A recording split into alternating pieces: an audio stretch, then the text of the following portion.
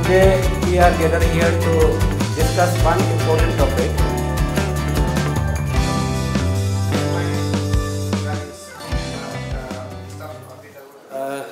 Sir, आज ई mobility के ऊपर आज अवेयरनेस दिया है, तो ई मोबिलिटी आपको क्या लगता है कि किस तरह लोगों को एक चेंजेस लाएगा सर ये इन फ्यूचर?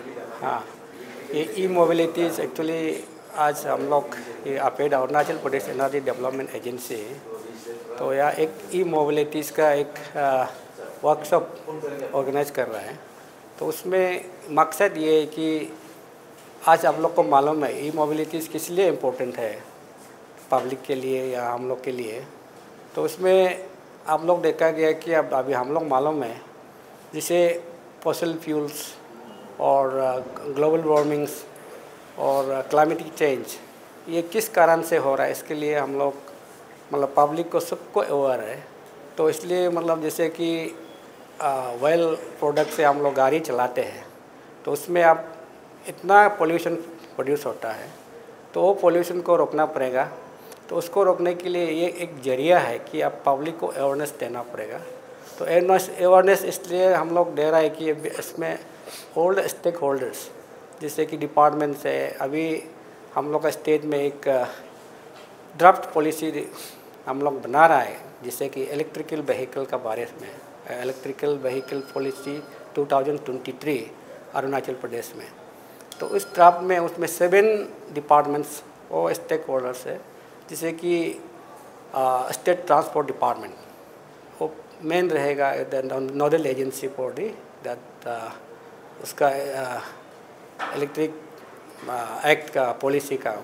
तो उसमें स्पेशली इसलिए दिया जा रहा है कि वो स्टेट ट्रांसपोर्ट वो सब मेन रजिस्ट्रेशन वगैरह होता है, फिर टैक्सेशन है, तो और उसका बाद अभी उसमें कुछ इंसेंटिव देना होगा, क्योंकि फर्स्ट जो अवेयरनेस के लिए इंसेंटिव होगा, रजिस्ट्रेशन में कंसेशन, देन टैक्स में कंसेशन, देन अगर आप गवर्नमेंट से बैंक लोन लेते हैं तो उसमें भी कंसेशन देने के लिए ये सब देखेंगे। फिर जैसे अपेडा हो गया, Arunachal Pradesh energy development agency nodal agency for ये काम एनर्जी कंजर्वेशन एक्ट 2001। तो उसके लिए हम लोग जैसे एक फैसिलिटेटर बनेगा और कोऑर्डिनेटर बनेगा। देन आप पहले हम जैसे बोला है कि जैसे लैंड मैनेजमेंट का होगा, land availability is most important part जो डिस्ट्रिक्ट एडमिनिस्ट्रेशन के लिए, जो आप भी जिससे भी वो लैंड को मतलब अभी से देना पड़ेगा, कहाँ में चार्जिंग पॉइंट्स रखेंगे, कहाँ आपका गाड़ी पार्किंग की का भी बहुत ज़रूरत होता है, इसलिए वो इम्पोर्टेंट है। देन आपका जैसे कि हाउसिंग और जैसे अर्बन डेवलपमेंट डिपार्टमेंट वो लोग का भी टाउन प्लानिंग वो लोग भी प्लान करना पड़ेगा, अभी से कहाँ में चार्जिंग पॉइंट्स कहाँ रखेंगे। जब बिल्डिंग बाईलॉस बनेगा उसमें भी इंक्लूड करने के लिए उधर प्रोविज़न है एक्ट में, पॉलिसी में। देन आपका ये जो power department is the most important part, तो 24/7 पावर देना पड़ेगा, क्वालिटी पावर। तो जब चार्जिंग होगा नहीं तो ये एक एरिया है।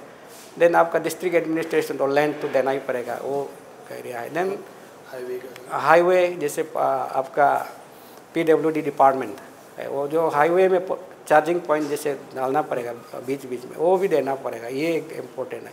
Then industries and entrepreneurship and skill development वो डिपार्टमेंट का भी ज़रूरी होगा कि उसमें कभी कहीं जैसे यहाँ पे चार्जिंग स्टेशन वगैरह या जो कंपनीज लोग आएंगे उसका क्या उसमें कहाँ में रखेंगे, कैसे मतलब उसमें रेवेन्यू जनरेट होगा, या मतलब हम एम्प्लॉयमेंट जैसे ट्रेनिंग्स भी देना पड़ेगा जैसे टेक्नीशियंस वगैरह को, ये सब देखने के लिए वो 7 डिपार्टमेंट्स का काम उसमें हम लोग इन्वॉल्व। इसलिए आज हम लोग यहाँ बुलाया है 2 जैसे कंपनीज है, दे आर डिमॉन्स्ट्रेटिंग, एक गाड़ी लाया है और उसको डिमॉन्स्ट्रेशन देखा रहा है और उसमें वर्कशॉप कर रहा है कि तो उसमें एक है कि नियो कन्वेंचर्स, एक है कि आपका इनबिनको, और 2 कंपनीज आया हुआ है। और आप लोग उससे बाद में पता चलेगा गाड़ी कैसे है, कहाँ एक गाड़ी लाए है और डेमोस्ट्रेशन सुबह हमारे DC साहब भी चला के देखा है, तो हम लोग भी अब बाद में चला के देखेंगे और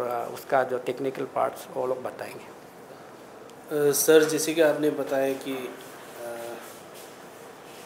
ये सब चीज़ जो अभी दरकार होगा, जो चीज़ ज़रूरी होगा, जैसे कि आप बहुत सारा डिपार्टमेंट का साथ ज़रूरी होगा। और क्या लगता है, अभी तो ई रिक्शा वगैरह तो चल ही रहा है सर, इन फ्यूचर क्या लगता है सर, ये चीज़ इन फ्यूचर चलने वाला है या किस तरह? नहीं, चलना पड़ेगा जो, क्योंकि इसमें ये बाद में एक गवर्नमेंट इसको एक मैंडेटरी बनाएगा, क्योंकि उसमें मैंडेटरी जब नहीं होगा तो अभी हम लोग अल्टरनेट अभी सब हम तो बोला जैसे पोल्यूशन को कंट्रोल, तो क्लाइमेट चेंज को कंट्रोल करने के लिए गवर्नमेंट भी सोचेंगे कि हम लोग भी गवर्नमेंट का ये होने से हम लोग गवर्नमेंट को भी हम डिपार्टमेंट का तरफ से हम लोग सजेशन ये रखेंगे कि उसमें जो इंसेंटिव्स वगैरह शुरुआत में देना पड़ेगा, जैसे कि वहाँ में कितना क्या हम लोग का टैक्सेशन और जैसे कि सब्सिडीज वगैरह देखिए स्टार्ट करना पड़ेगा। और इसलिए नामसाई को इसलिए चुना गया कि नामसाई इज सबसे अच्छा जगह, यहाँ में प्लेन एरिया है और एक डिस्ट्रिक्ट ऐसा है कि टोटली प्लेन है और यहाँ आराम से हम लोग ई रिक्शा या ई व्हीकल्स को स्टार्ट किया जा सकता है। आज डीसी साहब ने आके वर्कशॉप को इनॉग्रेट किया, इसलिए we are very happy and thankful. हम यहाँ से ई व्हीकल को यहाँ से स्टार्ट करेगा होगा हम। Vishwa Bharati Nursing College, Bangalore. Admission open for session 2024-25. JNM Nursing, BSc Nursing, D-Farm, B-Farm, BPT की admission हो जुड़े। JNM Nursing की eligibility both arts, science की होगी।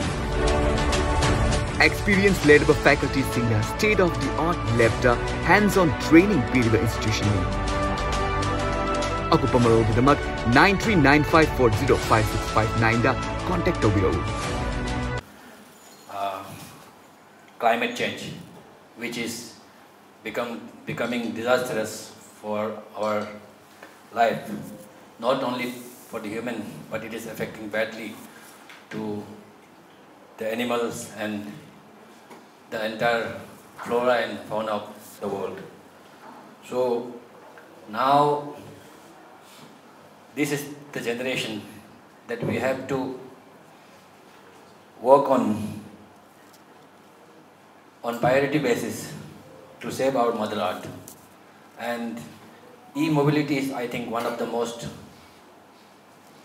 prominent steps towards this initiative, because if we switch over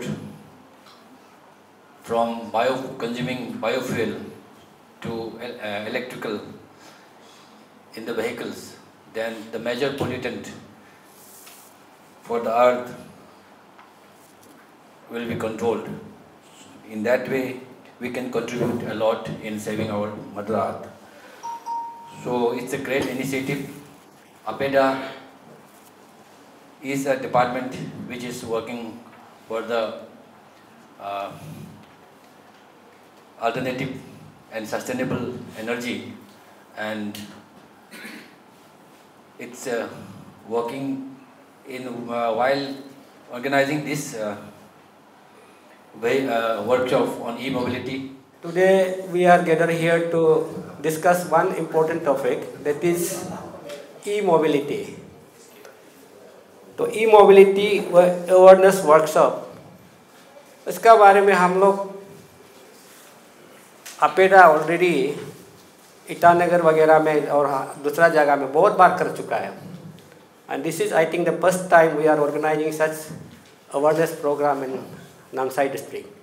तो नामसाई को इसलिए चुना गया कि हम लोग, Namsai is a district from where we can start this project. तो इसके लिए हम टाइम नहीं है, तो थोड़ा कीनोट एड्रेस में ये थोड़ा एक हम लोग का अपेडा या गवर्नमेंट क्या कर रहा है उसका बारे में एक दो बात बताना चाहेंगे।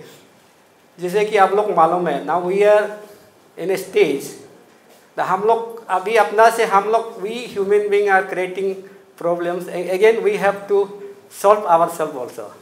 तो आप लोग को मालूम है कि हम लोग एक ऐसे स्टेज में आ रहा है कि जैसे कि energy crisis, you know the energy crisis, तो energy demand, our living standard बढ़ते जा रहा है, हम लोग का एनर्जी डिमांड बढ़ते जा रहा है।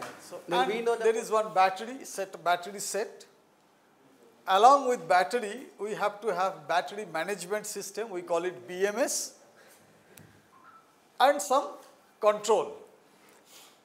So, here and e-mobility, various type of e-mobility like bicycles, then we see many such bicycles in outside world. In advanced countries, we see lot of electric bicycles where people use bicycles. So then scooters, rickshaws, four-wheeler and buses we have already discussed. So here I have also observed that this three-wheeler, Toto or e-rickshaw, so now it is almost there in all parts of our country. Now there is no point in educating them more. So they know there is benefit more than the cost, and so they have gone for this e-rickshaw or three-wheelers. Next. So these are some of the pictures. So here three-wheeler is already there. I think that two-wheelers are also here. Because two-wheeler, if you use the two-wheeler every day, say for 30 to 50 kilometer, then there is economics. So you will get that payback not in a year, but definitely in 2 years' time.